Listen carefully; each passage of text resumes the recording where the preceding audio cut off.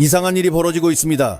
실적 발표가 끝난 지금 외국인 투자자들의 돈은 SK하이닉스로 향하지 않고 삼성전자로 쏠리고 있습니다. 도대체 왜 그럴까요? 실적이 더 좋은 회사 주식을 사야 하는 게 아니었을까요? 오늘 이 질문에 명확한 답을 드리겠습니다. 이 영상을 다 보면 세 가지를 확실히 이해하게 되실 겁니다. 첫째, 왜 실적이 좋은 주식이 오히려 강하게 오르지 않을 때가 있는지 그 원리. 둘째, 지금 삼성전자에 외국인 돈이 몰리는 구체적인 이유. 셋째, 베트남 호재가 실제로 국내 어떤 기업에게 연결되는지. 이 세 가지입니다. 처음 주식 공부를 시작하는 분들도 이해할 수 있게 차근차근 설명할 테니 천천히 따라오시면 됩니다. 먼저 SK하이닉스 이야기부터 시작해 봅시다. SK하이닉스가 얼마나 대단한 실적을 냈는지 먼저 제대로 이해해야 합니다. 그래야 나중에 왜 주가가 그 실적에 비해 덜 반응하는지를 납득할 수 있습니다. 반도체 산업은 분명 사이클이 있습니다. 잘 나가는 시기와 침체기가 반복됩니다. 2012년 말에서 2013년 초 반도체 업계는 극심한 불황을 겪었습니다. 코로나 팬데믹 시기 PC와 스마트폰 수요가 폭발하면서 반도체 회사들은 생산을 미친 듯이 늘렸지만 팬데믹이 끝나면서 수요가 갑자기 꺼졌습니다. 참고로 재고가 넘쳐났고 반도체 가격은 폭락했습니다. 삼성전자와 SK하이닉스 할 것 없이 적자가 수조 원씩 쌓였습니다. 업계에서는 감산 이야기가 나왔고 인력 구조 조정 얘기도 돌았습니다. 그야말로 혹독한 시간이었습니다. 하지만 그 침체 속에서 조용히 새로운 수요가 불붙기 시작했습니다. 바로 AI입니다. 2022년 말 챗GPT가 공개되면서 전 세계가 AI 열풍에 휩쓸렸고 마이크로소프트, 구글, 아마존 같은 빅테크 기업들이 AI 인프라에 천문학적인 돈을 쏟아붓기 시작했습니다. AI를 학습시키고 운영하려면 엄청난 연산 능력이 필요한데 그 연산을 담당하는 게 GPU입니다. 그리고 GPU 옆에서 데이터를 빠르게 공급해주는 것이 바로 HBM입니다. HBM을 이해하려면 일반 D램과 뭐가 다른지 알아야 합니다. 보통 우리가 아는 D램은 납작한 메모리 칩입니다. 데이터를 읽고 쓰는 속도에는 물리적 한계가 있습니다. AI 연산을 하는 GPU는 초당 수십 바이트 데이터를 처리해야 하는데 일반 D램으로는 속도를 따라갈 수 없습니다. 그래서 나온 해법이 D램 칩을 수직으로 여러 층 쌓는 방식입니다. 한 층씩 쌓이면 데이터 이동 거리가 짧아지고 동시에 여러 통로로 데이터를 주고받을 수 있어 속도가 획기적으로 빨라집니다. 이게 HBM의 기본 원리입니다.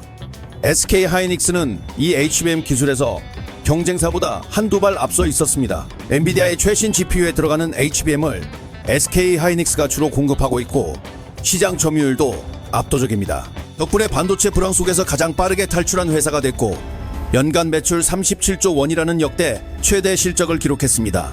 불과 1, 2년 전 수조 원 적자를 냈던 회사가 이렇게 뒤집어졌습니다.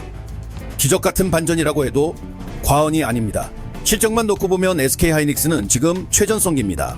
그런데 주식시장에서는 이 좋은 실적이 생각만큼 강력한 주가 상승으로 연결되지 않는 경우가 있습니다. 도대체 왜 그럴까요? 여기서 주식 투자에서 가장 중요한 개념 하나를 이해해야 합니다. 주식은 과거를 사는 게 아니라 미래를 삽니다. 그리고 그 미래에 대한 기대가 이미 현재 주가에 반영되어 있다면 그 기대가 현실이 되어도 주가는 크게 움직이지 않을 수 있습니다. 이를 영어로 priced in, 우리말로 하면 이미 반영됐다고 합니다. SK하이닉스가 HBM에서 잘 될 거라는 사실은 2013년 중반부터 시장이 이미 알고 있었습니다. 엔비디아가 잘 된다는 소식이 알려지면서 엔비디아 GPU에 HBM을 납품하는 SK하이닉스도 잘 될 거라는 기대가 생겼고 그 기대가 주가에 반영되었습니다. 실제로 SK하이닉스 주가는 2023년부터 가파르게 올랐습니다. 주가가 먼저 오른 거고 실적이 나중에 따라온 셈입니다. 그래서 2025년에 37조 원 실적이 나왔을 때 시장 입장에서는 이 숫자가 놀랍지 않을 수 있습니다. 이미 예상했거나 심지어 그보다 더 좋은 숫자를 기대했을 수도 있습니다. 실제로 증권사 컨센서스, 즉 예상치와 비교해 실적이 어떻게 나왔는지가 주가 방향을 결정합니다. 예상보다 조금이라도 못 미치거나 기대치와 비슷하기만 해도 주가는 하락하거나 횡보할 수 있습니다. 좋은 실적인데 주가가 빠지는 아이러니가 바로 여기서 나옵니다. 이 개념을 한 가지 비유로 설명해 드리겠습니다. 어떤 학생이 항상 1등을 했습니다. 이번 시험에서도 1등을 했습니다. 도맡은 기뻐하지만 주변 사람들은 당연히 1등일 줄 알았어 라며 크게 놀라지 않습니다. 그런데 꼴찌 근처를 맴돌던 다른 학생이 갑자기 10등을 했습니다. 이건 놀라운 사건입니다. 주목을 받습니다. 주식시장도 마찬가지입니다. 이미 잘하는 줄 아는 회사의 좋은 실적보다 못할 줄 알았던 회사의 깜짝 실적이 더 큰 주가 반응을 만들어냅니다. 지금 딱 그 위치에 있는 회사가 삼성전자입니다. 삼성전자는 최근 2, 3년 사이 투자자들에게 꽤 많은 실망을 안겨줬습니다. 주가는 한때 9만 원을 넘보며 10만 전자라는 말이 돌았지만 지금은 그 절반 수준에 머물러 있습니다. 왜 이렇게 됐을까요? 여러 이유가 있는데 하나씩 짚어보겠습니다. 첫 번째는 HBM 경쟁에서의 뒤처짐입니다. SK하이닉스가 엔비디아와 함께 HBM 시장의 주도권을 잡는 동안 삼성전자는 HBM 품질 테스트에서 계속 발목이 잡혔습니다. 엔비디아의 까다로운 품질 기준을 통과하지 못해 납품이 지연됐고 이게 시장에서 기술력에 대한 의구심으로 이어졌습니다. 삼성전자가 반도체에서 SK하이닉스에 비춰진다는 인식이 생겼고 이게 주가에 큰 타격을 줬습니다. 두 번째는 파운드리 사업의 부진입니다. 파운드리는 다른 회사가 설계한 반도체를 대신 생산해주는 사업인데 이 시장에서 대만 TSMC가 압도적인 인류입니다. 삼성전자가 파운드리 2위지만 TSMC와의 격차는 좁혀지기는커녕 오히려 벌어지고 있습니다. 애플, 퀄컴, AMD 같은 굵직한 고객사들이 TSMC를 선호한다는 소식도 알려졌습니다. 파운드리 사업 수익성도 기대만큼 나오지 않았습니다. 세 번째는 레거시 반도체 가격 하락입니다. HBM 같은 고급 메모리가 아닌 일반 D램이나 낸드 플래시 메모리 가격이 중국 업체들의 공격적 생산 확대 때문에 하락 압력을 받고 있습니다. 삼성전자는 여전히 전통적인 메모리 반도체 매출 비중이 크기 때문에 이 부분에서 압박이 실적에 영향을 줍니다. 이런 여러 압제가 겹치면서 삼성전자 주가는 긴 시간 동안 눌려 있었습니다. 그런데 여기서 중요한 질문이 나옵니다. 이미 주가가 많이 빠진 삼성전자, 앞으로는 어떻게 될까요? 투자에서 주가가 많이 빠진 종목을 볼 때 두 가지 시나리오가 있습니다. 하나는 빠질 이유가 충분했고 앞으로도 어려울 것이라는 시나리오, 다른 하나는 이미 충분히 빠졌고 압제가 어느 정도 반영됐으며 앞으로 반전 가능성이 있다는 시나리오입니다. 외국인 투자자들이 지금 선택한 건 두 번째입니다. 그 근거들을 구체적으로 살펴보겠습니다. 첫 번째 근거는 HBM 납품 가능성입니다. 삼성전자가 엔비디아의 HBM 품질 테스트를 통과하기 위한 노력을 계속하고 있습니다. 일부 업계 소식에서는 삼성전자의 HBM3 제품이 엔비디아 납품 승인에 가까워지고 있다는 이야기가 흘러나옵니다. 만약 삼성전자가 정식으로 엔비디아의 HBM을 납품하기 시작하면 이는 단순한 실적 개선이 아니라 삼성전자가 기술력을 회복했다는 신호로 시장이 받아들일 수 있습니다. 그동안 눌려있던 밸류에이션이 한꺼번에 올라갈 가능성, 즉 리레이팅이 발생할 수 있습니다. 같은 이익을 내더라도 시장이 더 높은 가치를 부여하게 되는 현상입니다. 두 번째 근거는 파운드리 사업의 구조적 위치입니다. 앞서 TSMC에 밀린다고 했지만 지정학적 관점에서 보면 상황이 달라집니다. TSMC는 대만에 있고 대만은 중국과 긴장 관계가 지속되는 지역입니다. 미국 등 서방 국가 입장에서는 전 세계 첨단 반도체 생산을 대만 하나에 의존하는 게 굉장히 불안합니다. 만약 대만 해협에서 무력 충돌이라도 벌어진다면 전 세계 반도체 공급망이 순식간에 마비될 수 있습니다. 이런 리스크를 분산하기 위해 미국은 자국 내 반도체 생산을 늘리려 하고 동시에 삼성전자를 TSMC 대안으로 키우는데 관심을 갖고 있습니다. 미국의 칩스법, 즉 Chips and Science Act도 이런 맥락에서 삼성전자의 미국 텍사스 공장 투자와 연결됩니다. 세 번째 근거는 밸류에이션, 즉 가격 매력입니다. 삼성전자의 주가순 자산 비율 PBR은 역사적으로 낮은 수준입니다. PBR이 낮다는 것은 회사가 가진 자산 대비 주가가 싸다는 의미입니다. 글로벌 반도체 기업과 비교해도 삼성전자는 현저히 낮습니다. 외국인 투자자들은 이런 가격 매력을 보고 있습니다. 물론 싸다는 이유만으로 오르진 않습니다. 하지만 다른 긍정적 변화와 겹치면 낮은 밸류에이션이 상승의 촉매가 될 수 있습니다. 네 번째 근거는 주주 환원 정책입니다. 삼성전자는 자사주 매입과 배당을 통해 주주에게 이익을 돌려주는 정책을 지속하고 있습니다. 주가가 낮을수록 자사주 매입 효과는 큽니다. 회사가 낮은 가격에 자기 주식을 사들이면 유통 주식 수가 줄어들고 이는 장기적으로 주가에 긍정적입니다. 외국인 투자자들이 배당과 주주 환원을 중시하는 점에서 삼성전자의 이런 정책도 매력 포인트입니다. 그렇다면 지금 당장 삼성전자를 사야 할까요? 답은 조금 복잡합니다. 기대감이 높아지고 있는 것은 사실이지만 불확실성도 존재합니다. HBM 납품이 실제로 이루어질지, 언제 이루어질지는 아직 확정되지 않았습니다. 파운드리 사업도 단기간에 드라마틱하게 개선되기 어렵습니다. 중국 반도체 업체들의 도전은 계속되고 글로벌 것이 환경도 변수입니다. 외국인이 산다고 무조건 따라 사는 건 위험할 수 있습니다. 단기 매매를 하는 외국인도 있고 그들도 틀릴 수 있습니다. 다만 이런 흐름을 파악하고 있다는 사실 자체가 투자 판단에 도움이 됩니다. 삼성전자가 왜 주목을 받고 있는지 그 논리를 이해하면 변화가 생겼을 때 어떻게 대응할지 결정할 수 있습니다. 정보 없이 막연히 사는 것과 논리를 이해하고 접근하는 것은 결과가 완전히 달라집니다. 이제 두 번째 큰 주제, 베트남으로 넘어가겠습니다. 베트남 이야기를 꺼내면 많은 분들이 이렇게 생각할 수 있습니다. 베트남 주식을 사야 하는 건가? 아닙니다.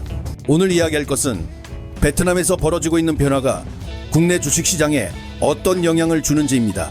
베트남에 직접 투자하지 않아도 베트남 관련 모멘텀을 국내 주식으로 누릴 수 있습니다. 먼저 왜 지금 베트남인지부터 이해해야 합니다. 키워드는 세 가지입니다. 미중 갈등, 공급망 재편, 베트남의 전략적 부상입니다. 미중 갈등은 이미 수년째 이어지고 있습니다.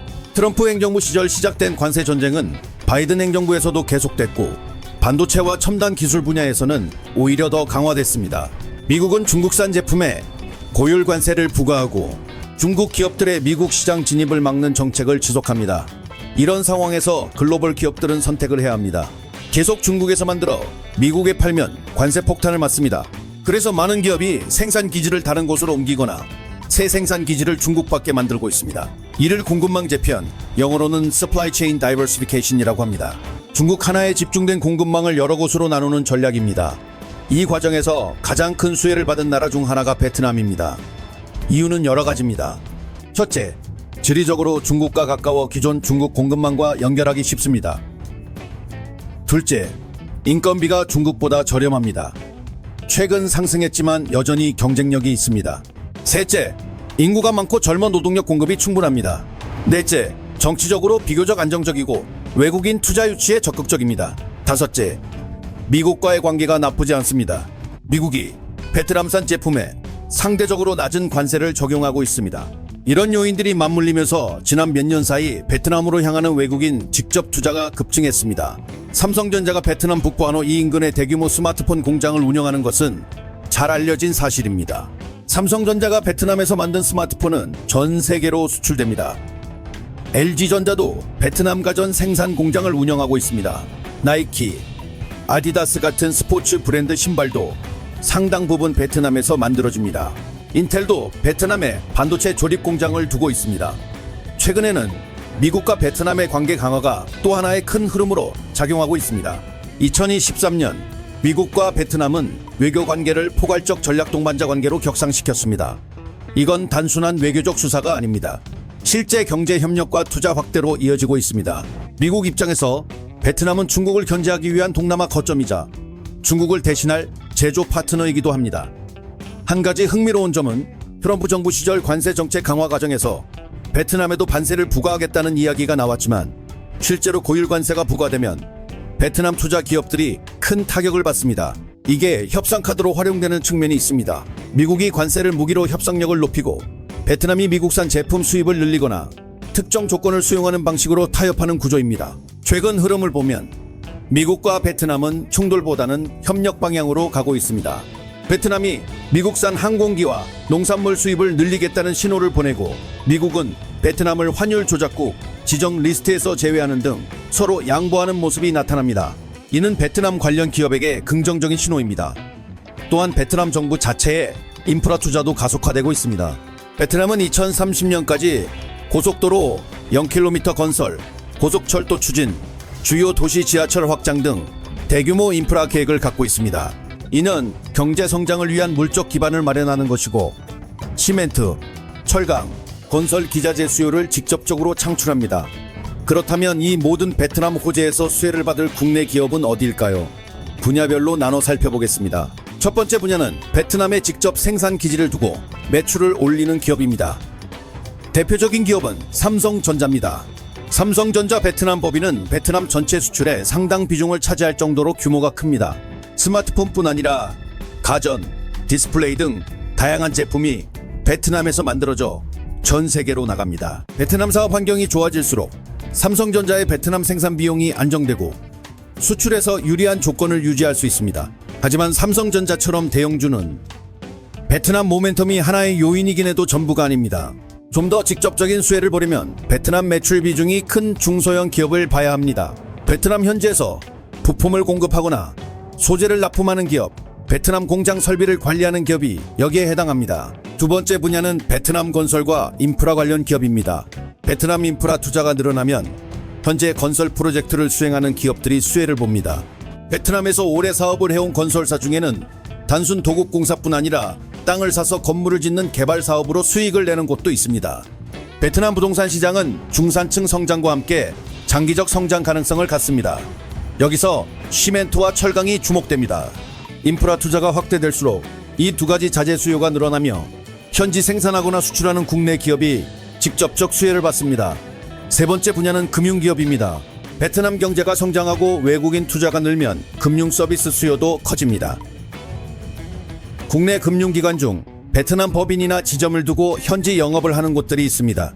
기업 대출, 무역 금융, 개인 소비자 금융 등에서 성장 여지가 큽니다.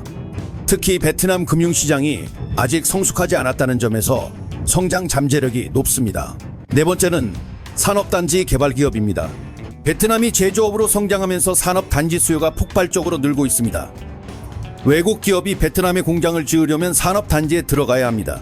이를 개발하고 운영하는 기업들은 외국 투자 유치가 늘어날수록 임대 수익이 증가합니다.